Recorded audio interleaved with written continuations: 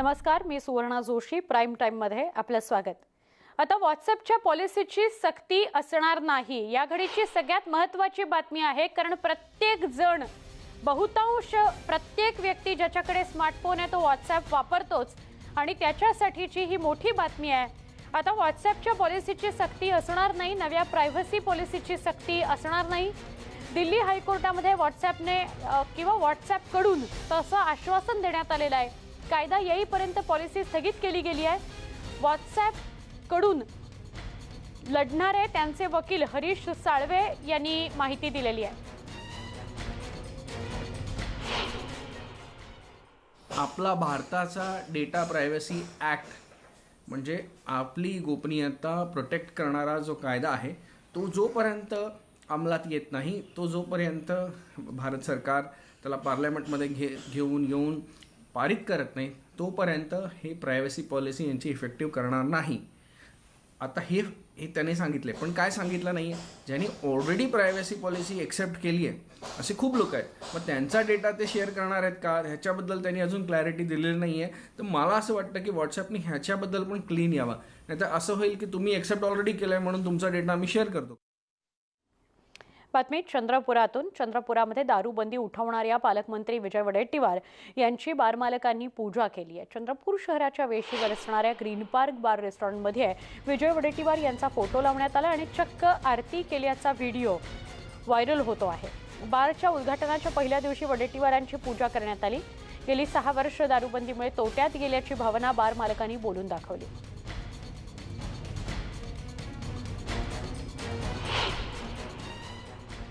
शहर में खुशहाली आई है और विजू भाऊ ने जो अच्छा काम किए हैं तो हमको खुशी इतनी हो गई कि विजू भाऊ को फ़ोटो लगा के हम आरती उतारे, ताकि वो कैसा है, हमको ऐसा लगा, मुझे ऐसा लगा कि वो हमारे लिए तो भगवान है. आज की पीरियड में हमारे लिए तो भगवान है. जो हमारा पेट भरता वो हमारा भगवान.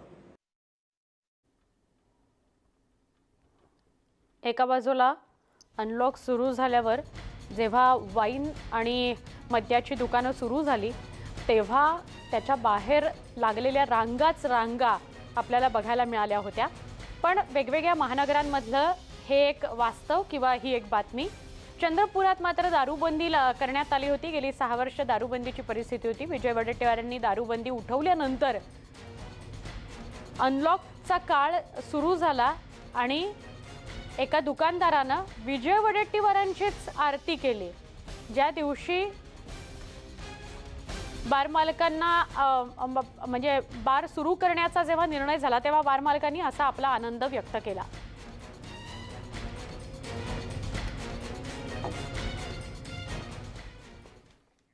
विधिमंडळाच्या पावसाळी अधिवेशनाच्या दुसऱ्या दिवशी फोन टॅपिंगच्या मुद्द्यावरून गृहमंत्री दिलीप वळसे पाटील यांनी उच्चस्तरीय चौकशीची घोषणा केली होती. याच पार्श्वभूमीवर आज शासन निर्णय जारी करण्यात आलेला आहे. फोन टॅपिंग प्रकरणामध्ये त्रिसदस्यीय समिती गठीत करण्यात आली आहे. या समितीला 2015 ते 2019 या 5 वर्षांच्या काळातील फोन टॅपिंग प्रकरणाची पडताळणी करायची आहे. पुढील 3 महिन्यांमध्ये या संदर्भातला अहवाल सादर करायचा आहे.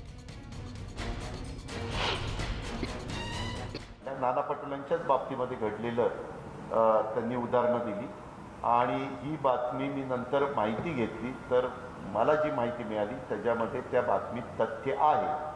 वास्तविक डेमोक्रेसीमध्ये अशा पद्धतीनं लोकप्रतिनिधींचा फोन वेगळं नाव वापरून ते कुणाला कळून न देता टॅपिंग करणं हे चुकीचं. ते काय घटनेमध्ये बसत नाही, नियमात कायद्यात बसत नाही. आमचे प्रतिनिधी प्रफुल्ल साळुंखे यांच्याशी आपण अधिक बोलतो आहोत. प्रफुल्ल, पावसाळी अधिवेशनाच्या दुसऱ्या दिवशी नाना पटोलेंनी या संदर्भातले उद्गार काढले की त्यांचा स्वतःचा फोन टॅप झाला होता. त्या प्रकारची तक्रार त्यांनी गृहमंत्र्यांकडे केली आणि आज गृहमंत्र्यांनी या त्रिसदस्यीय समितीविषयी माहिती दिली आहे. काय सांगाल? सुवर्णा, आपण जर पाहिलं तर राज्यातली ही एक मोठी घडामोड जी आहे ती या सरकारमध्ये पाहायला मिळते आहे आणि विरोधकांवर एक मोठी कारवाईचे संकेत जे आहेत ते राज्य सरकारने या ठिकाणी दिलेले आहेत. कारण गेल्या सरकारमध्ये तत्कालीन मुख्यमंत्री आणि गृहमंत्री देवेंद्र फडणवीस यांच्या काळातलं हे संपूर्ण प्रकरण आहे आणि त्या काळामध्ये अनेक नेते असतील, पत्रकार असतील आणि काही व्यापारी असतील, त्यांचे फोन टॅप झाल्याची माहिती जी आहे ती समोर आली होती आणि याबाबत रश्मी शुक्ला यांच्यावर देखील टांगती तलवार जी होती ती या ठिकाणी होती आणि त्यानंतर आता हे प्रकरण संपूर्णपणे राज्य सरकारने विधिमंडळात आणलं होतं आणि आता त्याबाबत एक त्रिसदस्यीय समिती जी आहे ती नेमण्यात आलेली आहे आणि 3 महिन्यात या समितीला आपला अहवाल जो आहे तो देण्यास सांगण्यात आलेला आहे। या संपूर्ण प्रकरणामध्ये कोणाकोणाचे फोन टॅप झाले याची माहिती या समितीला द्यायची आहे आणि नक्की या फोन टॅपिंगच्या मागे काय आणि कोण होतं या सर्व बाबी ज्या आहेत त्या या समितीला तपासण्याचे आदेश या ठिकाणी दिलेले आहेत। त्यामुळे कुठेतरी रश्मी शुक्ला यांची देखील चौकशी ही समिती या ठिकाणी करण्याची देखील दाट शक्यता आहे। जर एकदा रश्मी शुक्ला यांची जर चौकशी या ठिकाणी झाली तर एक मोठे प्रकरण जे आहेत ते समोर येण्याची दाट शक्यता जी आहे ती वर्तवली जाते। नक्की प्रफुल्ल, असेच सोबत राहा। विधान परिषदेचे विरोधी पक्षनेते प्रवीण दरेकर आपल्या सोबत आहेत। प्रवीणजी, खूप मोठी घडामोड समोर येते ज्याचा उल्लेख पावसाळी अधिवेशनाच्या दुसऱ्या दिवशी नाना पटोलेंनी सभागृहामध्ये केलेला होता आणि तक्रार किंवा निवेदन गृहमंत्र्यांकडे दिलं होतं। आज फोन टॅपिंग प्रकरणामध्ये त्रिसदस्यीय समिती स्थापन करण्यात आली आहे। नाही, एक लक्षात ठेवा, आपण फोन टॅपिंग करत असताना ते असणाऱ्या पोलिसांच्या अधिकारात केलंय, त्या ठिकाणी कायद्याच्या चौकटीत केलंय, हे त्या ठिकाणी पाहणं आवश्यक आहे। आणि जर त्या ठिकाणी कायद्याच्या चौकटीत अधिकारात त्या ठिकाणी रितसर झालं नसेल आणि तशा प्रकारची चौकशीची मागणी नियमबाह्य पद्धतीने जर झाला असेल तर त्या ठिकाणी रास्त होऊ शकेल। आणि त्याच्यामुळे आता रश्मी शुक्ला यांनी त्या फोन टॅपिंगच्या प्रकरणासंदर्भात कायदेशीर कृत्य केलंय, बेकायदेशीर कृत्य केलंय, हे त्या ठिकाणी सरकार म्हणून त्या ठिकाणी पाहावं लागेल। आणि मला वाटतं नाना पटोले महाराष्ट्र काँग्रेसचे प्रदेशाध्यक्ष यांनी अधिवेशनामध्ये या सगळ्या प्रकरणासंदर्भात समिती नेमण्याची मागणी केली होती आणि मला वाटतं जर तशा प्रकारे सरकारला योग्य वाटत असेल आणि मला वाटलं नेमलंय म्हणजे सरकारला त्या प्रकरणाची चौकशी करण्याची आवश्यकता वाटते, तर सरकारला तो समिती नेमण्याचा अधिकार आहे। फक्त प्रश्न एवढाच येतो की अशा प्रकारच्या ज्या काही पोलीस खात्यामध्ये पोलीस अधिकाऱ्यांना दिलेल्या ज्या काही गुप्त अथॉरिटीज आहेत, तपासात असेल, माहिती गोळा करण्यात असेल, सिक्युरिटीच्या संदर्भात त्या ठिकाणी कायद्यानुसार किंवा सरकारच्या मान्यतेनुसार जर काही यंत्रणा उभ्या केल्या असतील आणि जर अशा प्रकारची जर मागणी कुठल्या उद्देशानं, कुठल्या अभिनिवेशातनं होत असेल तर मला वाटतं भविष्यामध्ये अशा प्रकारच्या पोलीस खात्यातील अंतर्गत गोष्टी सुद्धा आमच्यासारखी राजकारणी मंडळी त्या ठिकाणी अशा प्रकारच्या समित्यांच्या चौकशीच्या द्वारे त्या ठिकाणी करू शकतील आणि मग त्या ठिकाणी जे पोलीस खातं गुप्तपणे सिक्रेसी ठेवून किंबहुना तपासासाठी ज्या आवश्यक गोष्टी असतात नक्की त्या सुद्धा कशा पद्धतीने मिळवणार अशा प्रकारचा सुद्धा प्रश्नचिन्ह निर्माण होऊ शकतं। बरोबर प्रवीणजी, असेच सोबत राहा। काँग्रेसचे प्रदेशाध्यक्ष नाना पटोले सुद्धा आपल्या सोबत आहेत। नाना पटोले, जशी आपण मागणी केली होती समिती गठीत करण्यात आलेली आहे, प्रवीण दरेकर सुद्धा आपल्या सोबत आहेत, तुम्ही काय म्हणाले या सगळ्याविषयी? नाही, देरकर साहेबांनी आता ज्या पद्धतीने आपलं मत मांडलं, आता खरं तर मी खासदार होतो त्या काळामध्ये, आता त्या काळात माझ्या नावाचं माझा नंबर जो टेपिंगला टाकला गेला तर माझं नाव अमजद खान केलं। आता मला एक कळत नाही की मी अंमली पदार्थाचा धंदा करतो की नाही करत, आणि एवढे वर्ष राजकीय आणि सामाजिक जीवनामध्ये मी काम करतो आहे, तर ज्या गोष्टी झाल्यात आणि हे माझंच नाही केलं, दानवेंच्या पेचं केलं, बच्चू कडूचं केलं, संजय काकडेचं झालं, असे अनेक लोक आहेत। खरं तर राजकीय आणि सामाजिक जीवनामध्ये प्रवीण दरेकरची आपण लोक काम करतो आणि अशा याच्यामध्ये आपले फोन टेपिंग व्हावं आणि आपल्याला लक्षात असेल की अनिल देशमुखांनी एकदा ते गृहमंत्री असताना सांगितलं होतं की आमच्या मंत्र्यांचंही फोन टेपिंग होत आहे। तर ही गोष्ट खऱ्या अर्थानं व्यक्ती स्वातंत्र्यासाठी आपल्या सगळ्यांसाठी चुकीचीच आहे नानासाहेब, असं म्हणजे काही कोणाची बरोबर व्यक्ती स्वातंत्र्यासाठी या अडचणीच्या आहेत कोणाला त्यांचं फोन टॅपिंग करून त्याला जीवनातून उडवू अशी भूमिका होत असेल तर ही सगळ्या लोकप्रतिनिधी याच्यामधली भूमिका घेणं गरजेचं आहे. जे मला निदर्शनास आलं आणि मला माध्यमाच्या माध्यमातूनच कळलं. मला माहिती नव्हतं, पण माध्यमांनी जेव्हा चॅनलला दाखवलं त्यावेळेस स्वतः मुंगटीवार पण माझ्याबरोबर असंच फोनवर होते आणि त्यावेळेस त्यांनी म्हटले की याला तर विधिमंडळाची समिती आपण केली पाहिजे असं त्यांनी म्हणाले. पण त्या दिवशी तुम्ही लोकांनी बहिर्गमन केलं होतं त्याच्यामुळे ते झाला नाही पण नाना पटोले असं होणं चूक असलं तरी सुद्धा रोग कुणाकडे आहे आपला?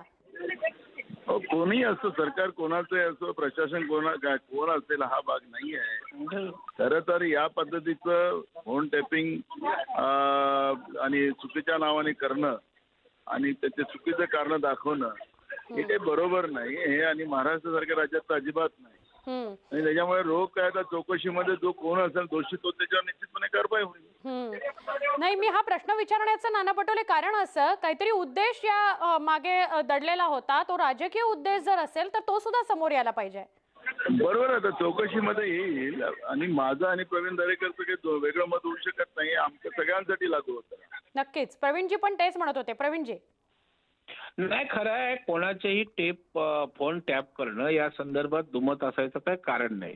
कारण शेवटी प्रत्येकाला व्यक्ती स्वातंत्र्य असतं, प्रत्येकाचे वेगळे व्यवहार असू शकतात, पर्सनल गोष्टी असू शकतात आणि त्याच्यामुळे फोन टॅपिंगच्या संदर्भात कोणी समर्थन त्या गोष्टीचं या ठिकाणी करणार नाही. पण तरी सुद्धा प्रवीणजी आपण ठाम आहात की आता जो आपण मुद्दा बोलताना उपस्थित केला पोलिसांच्या कारवाईच्या सिक्रेसी संदर्भातला. हो तेवढं पण मत त्याबरोबरच हे त्याच्याशी मी ठाम आहे.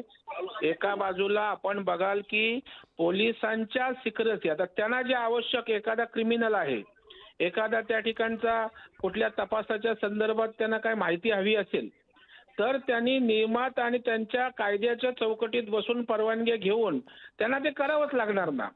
त्याच्यामुळे त्यांच्या ज्या तपासाच्या संदर्भात किंवा त्यांच्या केसेसच्या संदर्भात जर त्यांना कायद्यान्वये त्या ठिकाणी जे अधिकार पोलीस म्हणून आहेत ते तर त्यांना करावे लागणार. परंतु ते मनमानीपणे वाटेल तसे वाटेल त्याचे करता येणार नाहीत.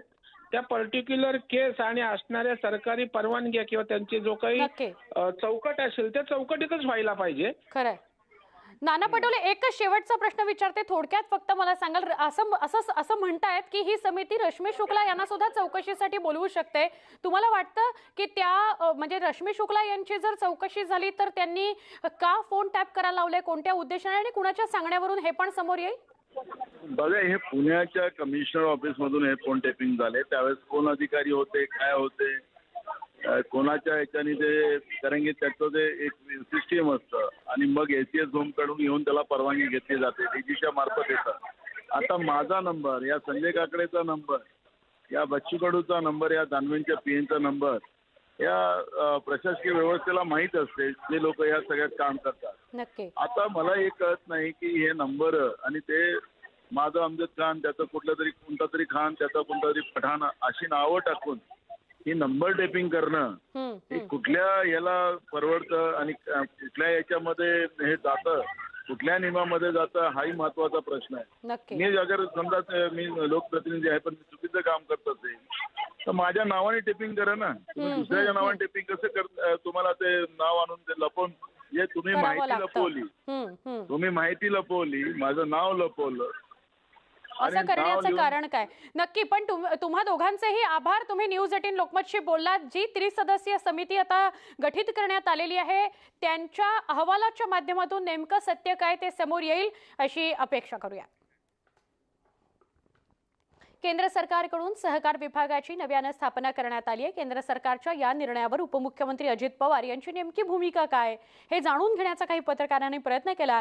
यावेळी सहकार खातं केंद्राने राज्य सरकारच्या अखत्यारीत असावं अशी मागणी त्यांनी केली. तर दुसरीकडे नव्या मंत्रिमंडळावर बोलताना कुणाला घ्यावं आणि कुणाला थांबवावं हा त्यांचा अधिकार असल्याचं मत अजित पवारांनी मांडलं. तसंच यात आम्ही बाहेरच्यांनी लुडबुड करण्याची गरज नाही असंही त्यांनी बोलून टाकलं. खरं तर केंद्राने केंद्राचं काम करावं राज्यांनी राज्याचं काम करावं. आता एखादं समजा संरक्षण विभाग आहे संरक्षण विभाग हा केंद्राच्याच हातात पाहिजे ना. आम्ही इथं एक नवीन खातं संरक्षण विभाग निर्माण करून चालणार नाही ना. तशा प्रकारे त्यांनी काय करावं हा त्यांचा अधिकार आहे, पण त्याच्या पाठीमागचा त्यांचा हेतू काय आहे तो अजून त्याच्यात वेगवेगळे कंगोरे असू शकतात आणि त्याच्यातनं काय ते करू पाहतायत ते त्यांनी नियम बनवल्यानंतरच आपल्याला कळेल. तसं देशाच्या पार्लमेंटमध्ये हा पंतप्रधानांचा अधिकार आहे. त्यांनी कुणाला घ्यावं, कुणाला थांबवावं, काय त्याच्यात आम्ही बाहेरच्यांनी लुडबुड करायचं काय कारण. आणि ते दिसताना तर दिसतंय त्याच्यामध्ये भारतीताई पवार या पूर्वाश्रमीच्या राष्ट्रवादीच्याच आहेत, त्या आदिवासी भगिनी म्हणून डॉक्टर आहेत त्यांना घेतलेलं दिसतंय, कपिल पाटील हे आगरी समाजाचे आहेत, तेही पूर्वाश्रमीचे राष्ट्रवादीचेच आहेत. आम्हीच त्यांना जिल्हा परिषदेचा अध्यक्ष वगैरे केलेलं होतं, त्यांना संधी मिळाली. 2 महिन्यांपूर्वी झालेल्या कोल्हापूर जिल्हा दूध उत्पादक संघ अर्थात गोकुळ दूध संघाच्या निवडणुकीनंतर मोठा निर्णय घेण्यात आलाय. दूध उत्पादक संघाच्या निवडणुकीमध्ये 25 वर्षांनी सत्तांतर झालं आणि आज झालेल्या बैठकीत गोकुळ दूध खरेदी आणि विक्री दरात वाढ करण्याचा निर्णय घेण्यात आलाय. यावेळी खरेदी दरवाढ लागू करण्याचा निर्णय घेत गोकुळनं दूध उत्पादकांना दिलासा दिलाय. त्याचवेळी विक्री दरातही वाढ करत सर्वसामान्यांना झटका दिलाय.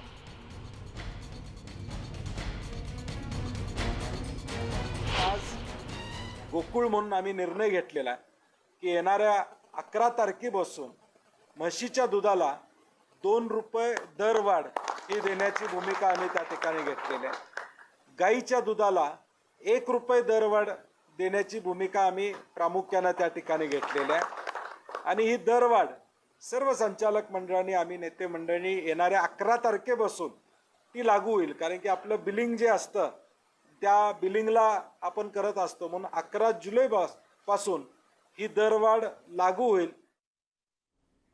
पण सर्वसामान्य जे म्हशीचं दूध घेतात त्यांना 2 रुपये जादाचे मोजावे लागणार आहेत 11 तारखेनंतर आणि गाईचं दूध जे घेतात त्यांना 1 रुपया जादाचा मोजावा लागणार आहे. पण नागरिकांच्या खिशातनं पैसे काढून दूध उत्पादकांना ते दिले जात आहेत. हा याचा साधा सरळ अर्थ आपल्याला बघायला मिळतो. एक छोटासा ब्रेक पहा फक्त न्यूज 18 लोकमत.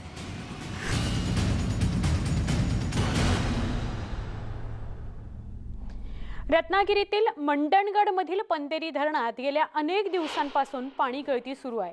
सध्या तरी ही गळती रोखण्यात आली आहे. पण याच पार्श्वभूमीवर रत्नागिरी उपविभागीय अधिकाऱ्यांनी एक अजब फतवा काढला. या फतव्यानुसार शिक्षकांना धरणाच्या गळतीवर लक्ष ठेवावं लागणार आहे. यानंतर शिक्षक संघटनेचे जिल्हाध्यक्ष संभाजी देवकाते यांनी आक्रमक भूमिका घेतली आणि या नियुक्त्या रद्द करण्यात आल्या. खरं तर दिवसभर आणि रात्री सुद्धा शिफ्ट लावण्यात आलेली होती शिक्षकांना या गळतीवर लक्ष ठेवण्यासाठी.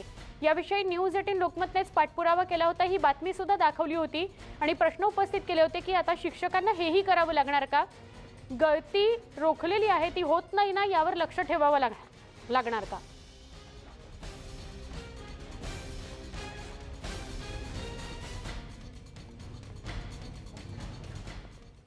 पंधेरी धरणाची गळती थांबलेली आहे, मात्र धरण फुटीचा धोका अजून कायम आहे. तिन्ही गावातील सरकारी कार्यालय आणि बाजारपेठ बंद आहे. पुढील 3 दिवस बाजारपेठ बंद ठेवण्याचा निर्णय प्रशासनाने घेतला आहे. या सगळ्याविषयी आमचे प्रतिनिधी ज्यांनी साधलेला संवाद बघूयात. गळती लागलेल्या धरणाची देखभाल आणि अहवाल पाठवण्यासाठी काही लोकांना ड्युटी लावण्यात आली होती. सलग 3 दिवस शिक्षकांनी त्या ठिकाणी ड्युटीसुद्धा केली, परंतु याबद्दल कुठेतरी नाराजीसुद्धा व्यक्त होते आहे. शिक्षकांना शैक्षणिक कामाव्यतिरिक्त काम लावू नये अशा प्रकारची मागणी संघटनेकडून केली जाते. शिक्षक आमदारांनी सुद्धा अशा प्रकारचा उठाव केलेला आहे. माझ्यासोबत जालगावकर सर आहेत, या ठिकाणचे ते प्रमुख आहेत. आपण त्यांच्याकडून जाणून घेऊया नेमकं त्यांना काय वाटते. सर, मला सांगा, 3 दिवस आपल्या शिक्षकाने या ठिकाणी ड्युटी केलेली आहे, अशा प्रकारची ड्युटी लावणे योग्य आहे का? सध्या पंधेरी धरणाच्या निमित्तानं आपण बोलू शकतो की गळती थांबली पण धोका कायम. त्याप्रमाणेच आमच्या लोकांच्या सध्या शिक्षकांच्या ड्युट्या रद्द करण्यात आलेल्या आहेत, परंतु त्या कायमच्या रद्द करण्यात आलेल्या आहेत. याबाबत प्रशासनानं काहीच कल्पना दिलेली नाही. प्रशासनानं रद्द करण्याच्या आदेशात स्पष्ट म्हटलेलं आहे की धोका टळला म्हणून तुमच्या ड्युट्या रद्द करण्यात आहेत. याचाच अर्थ जर का पुन्हा धोका वाढला तर त्या शिक्षकांना अगदी रात्रपाळीसह 24 तास ड्युटी करावी लागणार आहे. आणि याबद्दल आम्ही यापूर्वीच आमच्यासह सगळ्या संघटनांनी अगदी माननीय आमदार कपिल पाटील यांनी सुद्धा खंत व्यक्त केलेली आहे. एकीकडे शासन सेतूसारखा उपक्रम राबवत असताना रात्रपाळी करा, सकाळी सेतूबरोबर काम करा. लसीकरणासाठी दिवसभर 5 ते 6 वाजेपर्यंत त्यांच्याबरोबर थांबा, एंट्री नोंद करा आणि नंतर मग सेतूचा उपक्रम घ्या. त्याबरोबरच पोलीस मित्र म्हणून रात्रभर चेक नाक्यावर ड्युटी करा आणि सेतूचा उपक्रम घ्या. म्हणजे एकीकडे म्हणायचं शिक्षकांनी काम केलं पाहिजे आणि दुसरीकडे त्यांना काम करण्यासाठी पुरेसा वेळ द्यायचा नाही. एक प्रकारचं एक दिलासा म्हणावं लागेल, परंतु आणखी असे जे काही कामं आपल्याला सांगितली जातात याबद्दल आपली नाराजी आहे का? नक्कीच. प्रथम तुम्हाला IBN लोकमतला मी धन्यवाद व्यक्त करतो. या ठिकाणी गेले अनेक वर्ष आणि त्यातल्या कोरोना सुरू झाल्यापासून 1920 पासून आपण 2020 पासून अनेक प्रकारच्या ड्युट्या, म्हणजे अगदी रेशन दुकानापासून चेक नाक्यापर्यंत आणि आता शेवट अगदीच आपत्ती व्यवस्थापनाच्या नावाखाली धरणाच्या देखभालीपर्यंत ड्युट्या, सगळ्या प्रकारच्या ड्युट्या आम्हाला लावलेल्या आहेत. मुळात शिक्षकांनी शिकवावं ही अपेक्षा असते आणि समाजामध्ये त्याचं एक वेगळं स्थान आहे. परंतु अनेक प्रकारच्या ह्या ड्युट्यांमुळं त्याचं स्थानाचं अवमूल्यन होतं की काय अशी भीती आम्हाला वाटायला लागलेली आहे. शाळेमध्ये जाऊन शिक्षकांना शिकवण्यापेक्षा इतर प्रकारची जी कामं लावून शिक्षकांचं त्यापासून मुख्य ध्येयापासून त्यांना भरकडून त्या ठिकाणी अप्रगत मुलं झाली किंवा शाळांमध्ये काही मुलांमध्ये पटसंख्या घटली की त्याची सगळा ठपका हा शिक्षकावर ठेवला जातो. या ठिकाणी शिक्षकांना शिकवण्यापेक्षा बाहेरची जी कामं लावली जातात, आज धरणावर गळती त्या ठिकाणी निरीक्षणासाठी शिक्षकांची नेमणूक करताना भले त्या ऑर्डर जरी रद्द झाल्या असतील, मुळात धरण आणि शिक्षक या कुठेही यांचा संबंध येत नाही. त्या ठिकाणी ज्या तांत्रिक गोष्टी आहेत ते तांत्रिक जे कर्मचारी आहेत किंवा कामगार आहेत, त्या ठिकाणी इरिगेशन डिपार्टमेंट असेल, महसूल खातं असेल, यांनी त्या प्रकारच्या गोष्टींवर देखरेख ठेवणं गरजेचं आहे. त्या ठिकाणी ज्या गोष्टी भविष्यात घडणारा धोका आहे तो आमच्या शिक्षकांना कसा काय कळणार आहे? पण आपत्ती व्यवस्थापन या ठिकाणी कलम नियम टाकून आम्ही करतोय आहे. शिवाजी गोरे, न्यूज 18 लोकमत, मंडणगड, रत्नागिरी. या सगळ्या घडामोडींसह प्राईम टाईममध्ये इथेच थांबतोय. ताज्या बातम्यांसाठी पहा फक्त न्यूज 18 लोकमत.